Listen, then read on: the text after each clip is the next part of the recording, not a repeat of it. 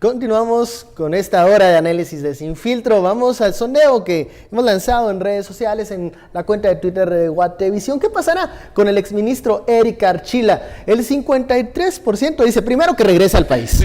O sea, si no estamos aquí arando en el mar. Un 35% dice que saldrá libre, cree que va a poder disipar los cargos en su contra, y un 12% está seguro que el exministro será condenado. Y bueno, ¿qué dicen las autoridades de gobernación, quienes fueron los que confirmaron esta información en la cuenta oficial de Twitter del ministerio? Bueno, ¿qué dicen de por qué hay esta duda, existe esta duda de orden de captura o un orden de búsqueda? Esto nos explica el viceministro. No se puede requerir una extradición a la general, a la ligera, sino se pide al gobierno en el que se encuentre el ciudadano guatemalteco en este caso, que está siendo reclamado. Este es el momento preciso en el que Guatemala puede reclamar la presencia del señor Archila en el país. No es una orden de captura internacional, es una orden de búsqueda internacional, que en palabras comunes podría ser algo parecido. El Ministerio Público requiere a la oficina de Interpol Guatemala, este es el proceso, que esta persona sea ubicada en cualquiera de los países miembros.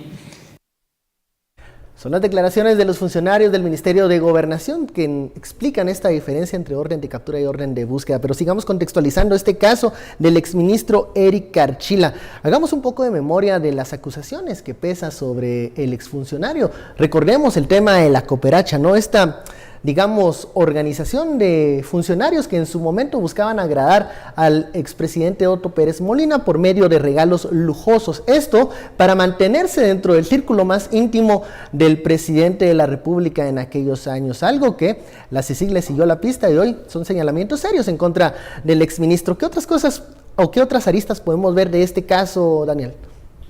Bueno, la arista fundamental, creo yo, es que el exministro Archila no ha tenido argumentos, o por lo menos desde el exilio no ha sido capaz de filtrar algún tipo de argumento, y eso que es una persona de medios, es una persona que conoce comunicación, y no digo utilizando los medios de los cuales él es propietario, sino sus propias habilidades y su acceso al mundo periodístico, no ha sido capaz de argumentar o contraargumentar nada de lo que se está... nada de una forma sólida, creo yo, de lo que se le está planteando. O sea, claramente esto, creo yo, para mí este es uno de los casos más transparentes de todos los que ha presentado CICIG, porque es básicamente el pago de un regalo al capo de Capi, al jefe de la mafia que estaba permitiendo a los demás llevar a cabo toda una serie de negocios, y que esto era lo que le mantenía contento y una especie de un regalo para mantener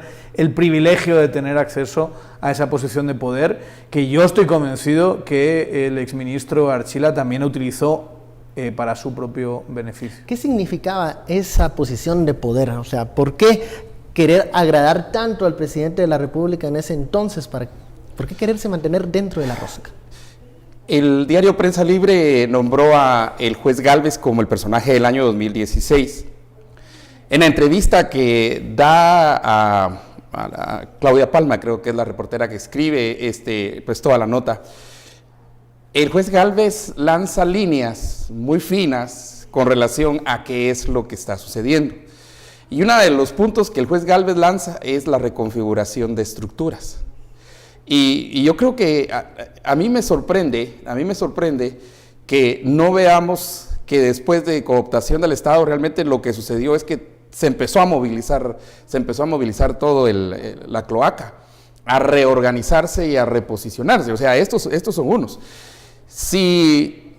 Ojo que el juez Gálvez no toma la declaración de Juan Carlos Monzón para llevar hacia adelante cooptación. De hecho, Juan Carlos Monzón tiene que regresar frente al juez y dar su declaración, literalmente casi que repetir todo lo que había dicho frente a la CICIG y al MP, pero ahí revela tanto con relación a cuánto dinero se daba, cuánto los ministros daban dinero, pero aquí hay varias preguntas por responder y supongo que esa es la investigación del MP. Por ejemplo, ¿cómo reunían $250,000 si no era de su propio dinero? Obvio que no era de su propio dinero. ¿verdad? ¿Por qué lo entregaban siempre de manera surrepticia? Por ejemplo, entrega el dinero en el parqueo del INDE, ¿verdad? Aparte de eso, ¿a quiénes le cobraban comisiones? Porque aquí sí vamos a tener que preguntar, y los que dieron comisión también vamos a tener que saber quiénes dieron esa comisión. O sea, no se vale que solo en este caso los que están en el poder usen el poder para obtener esa comisión, después para darle los regalos al presidente, pero tenemos que saber también quiénes dieron esa comisión.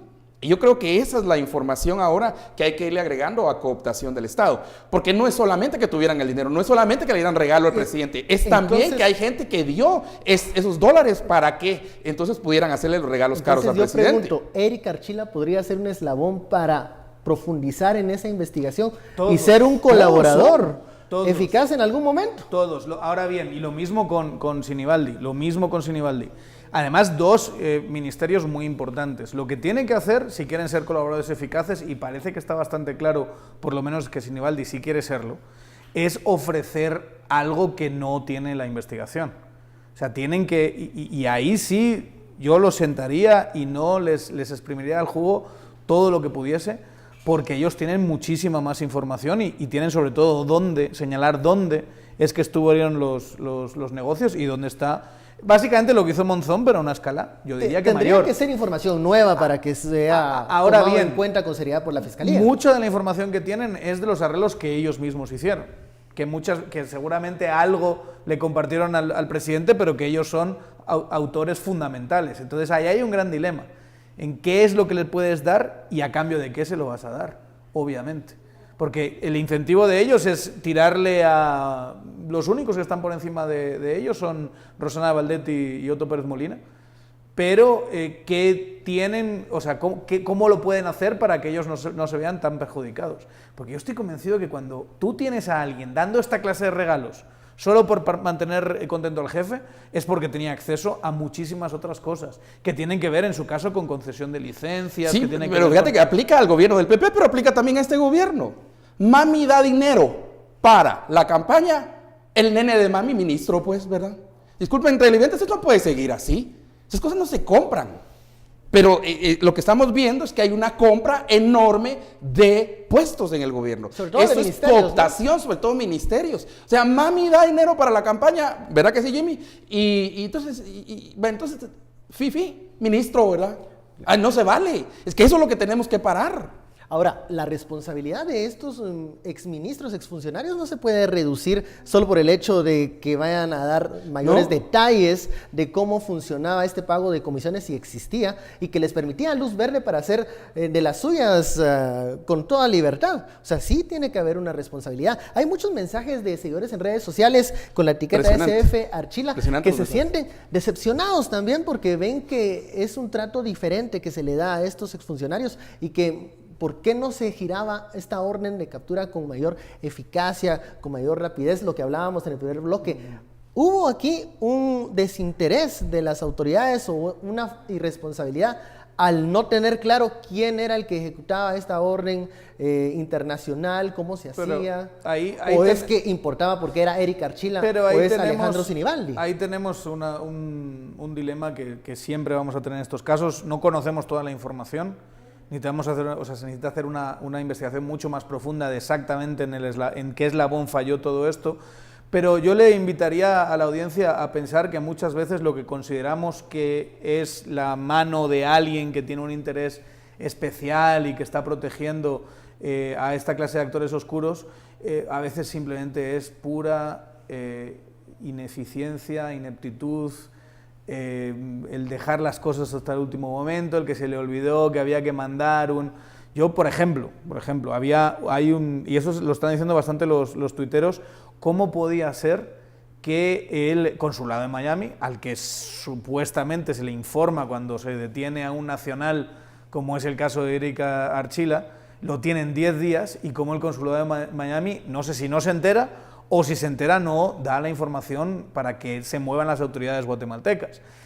Eso puede ser que haya, y puede ser, no lo estoy descartando, que haya todo tipo de intereses oscuros, o puede ser pura ineficiencia porque tenemos un servicio civil clientelar y muy poco profesional, muy poco meritocrático.